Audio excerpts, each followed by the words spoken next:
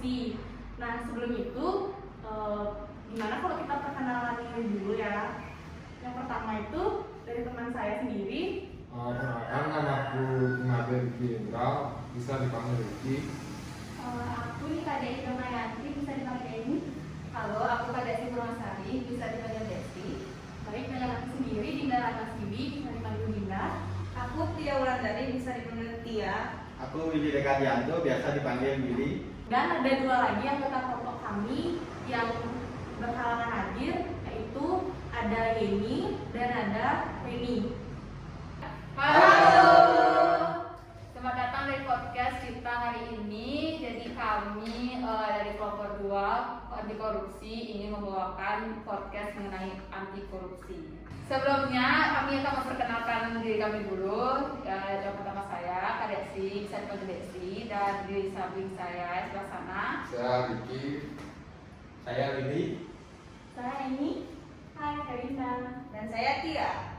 Oke, jadi yang pertama tuh kita akan bahas tentang korupsi. Jadi siapa sih yang nggak tahu korupsi itu? Jadi kita di sini bakal nanya-nanya apa sih korupsi menurut teman-teman yang ada di sini.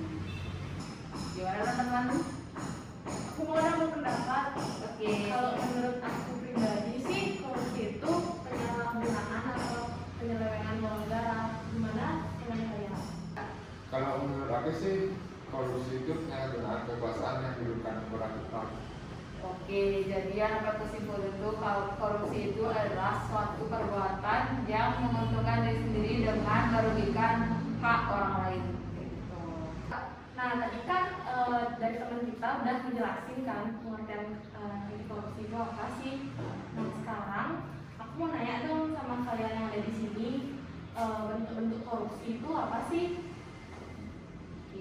Jadi yang pertama tuh setahu aku korupsi itu ada namanya merugikan keuangan negara, yaitu perilaku korupsi yang tentunya merugikan keuangan negara tersebut. Selanjutnya mungkin teman-teman ada. Kalau dari aku sendiri sih suap menyuap ya. Jadi suap menyuap itu dilakukan untuk memperoleh suatu tujuan. Ada yang mau nambahin? Aku mau nambahin ada juga yang namanya pemerasan. Pemerasan itu di mana seorang itu memaksa buat menerima bayaran untuk dirinya sendiri, kayak gitu. Mungkin yang lain teman-teman gimana?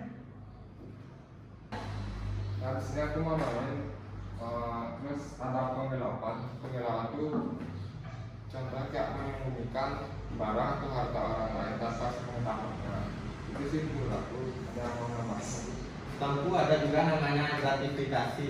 Dalam artian itu luas seperti pemberian barang, pengobatan atau fasilitas lainnya dengan gratis dengan tujuan untuk mempermudah suatu kelompok. Itu aja sih kalau menurutku. Oke, selanjutnya itu mengenai perilaku koruptif. Apa itu perilaku koruptif?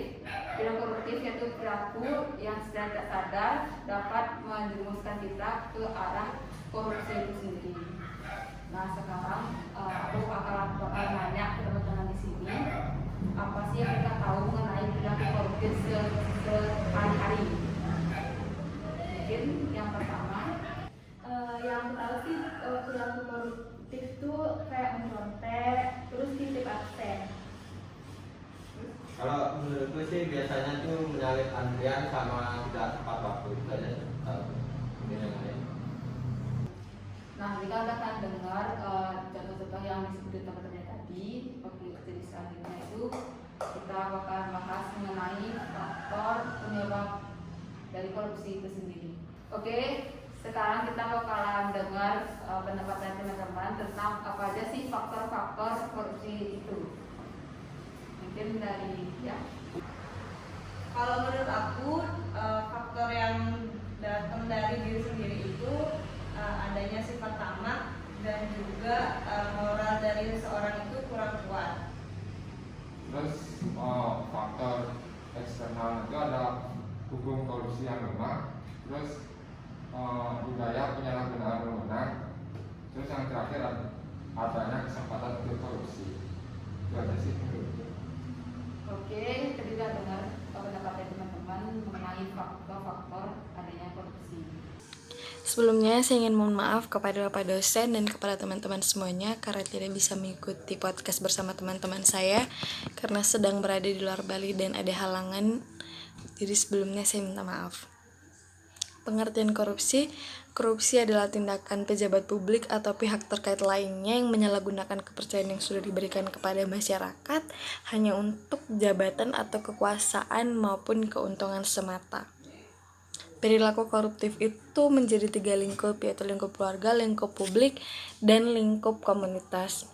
Salah satu contoh pemberian uang oleh masyarakat kepada tokoh-tokoh agama atau tokoh-tokoh masyarakat. Faktor penyebabnya ada 2, faktor internal dan eksternal. Faktor internal meliputi aspek perilaku dan aspek sosial maupun moral, sedangkan faktor eksternalnya meliputi ekonomi, penegakan hukum yang kurang, aspek politik, aspek manajemen organisasi, dan lain sebagainya. Dampak yang diberikan adalah di mana lemahnya kejujuran yang dimiliki oleh masyarakat Indonesia.